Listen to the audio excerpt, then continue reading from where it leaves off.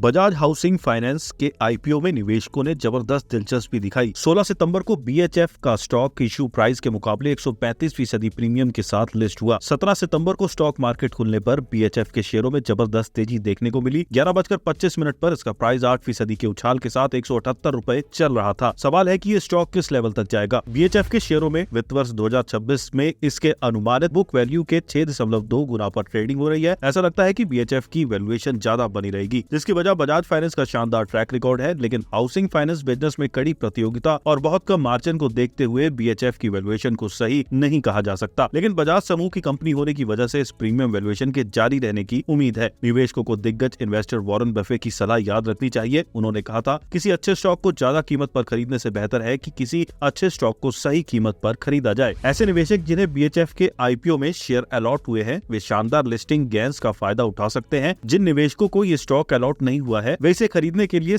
इसके सही प्राइस पर आने का इंतजार करना चाहिए। एलआईसी हाउसिंग फाइनेंस इंडिया की सबसे बड़ी हाउसिंग फाइनेंस कंपनी है। बीएचएफ दूसरे नंबर पर है। एलआईसी एचएफ के शेयरों में उसकी फॉरवर्ड बुक वैल्यू से कम पर ट्रेडिंग हो रही है, जबकि बीएचएफ में काफी ज्यादा वैल्यूएशन पर ट्रेडिंग हो रही है। निवेशक बीएचएफ की शानदार लिस्टिंग के बाद दूसरी हाउसिंग फाइनेंस कंपनी के शेयरों पर विचार कर सकते हैं, जिनकी फिर से रेटिंग हो सकती है। हमारी निवेशकों को यह सलाह नहीं है कि उन्हें सिर्फ कम वैल्यूएशन की वजह से किसी स्टॉक को खरीदने चाहिए, लेकिन हमारा मानना है कि निवेशकों को नापतोल कर रिस्क लेना चाहिए। होम लोन फाइनेंस कंपनियों के लिए ऐसा सेगमेंट है जिसमें क्रेडिट कॉस्ट सबसे कम है। इसमें अफोर्डेबल हाउसिंग के क्षेत्र में काफी संभावनाएं हैं, क्योंकि इस पर सरकार का फोकस है। बीएचएफ मुख्य रूप से प्राइम सेगमेंट में ऑपरेट करती है, जहां इसका मुकाबला बैंकों से है। इस सेगमेंट में यील्ड के मामले में काफी प्रतियोगिता है। उधर अफोर्डेबल हाउसिंग में यील्ड बेहतर है और ग्रोथ की भी काफी संभावना है। डिमांड सप्लाई की स्थिति को देखते हुए मध्यम अवधि में अफोर्डेबल हाउसिंग सेगमेंट की ग्रोथ ज्यादा रहने की संभावना है। उधर बजट में प्रधानमंत्री आवास योजना के तहत सब्सिडी के ऐलान और आरबीआई के इंटरेस्ट रेट घटने की उम्मीद को देखते हुए छोटे शहरों और ग्रामीण इलाकों में हाउसिंग लोन की मांग अच्छी रहने की संभावना है। बीएचएफ की लोन बुक प्रतिद्वंदी कंपनियों के मुकाबले सुरक्षित और डाइवर्सिफाइड है, लेकिन रिस्की एसेट्स में कम एक्सपोजर की वजह से यील्ड कॉम्पिटिटिव बनी हुई है और प्राइम होम लोन सेगमेंट में इसे बैंकों से भी प्रतियोगिता का सामना करना पड़ता है। High cost to income ratio की वजह से बीएचएफ का रिटर्न रेशियो भी कम है। इसके अलावा लिस्टिंग के बाद ये स्टॉक दूसरी हाउसिंग फाइनेंस कंपनियों के मुकाबले काफी प्रीमियम पर चल रहा है। उधर एलआईसी हाउसिंग फाइनेंस के स्टॉक की वैल्यूएशन काफी कम चल रही है। हालांकि एलआईसी एचएफ के लिए लोन बुक और रिटर्न रेशियो में अच्छी ग्रोथ हासिल करना मुश्किल है। उस वजह से एलआईसी एचएफ के मुकाबले रेपको होम फाइनेंस का स्टॉक बेहतर है।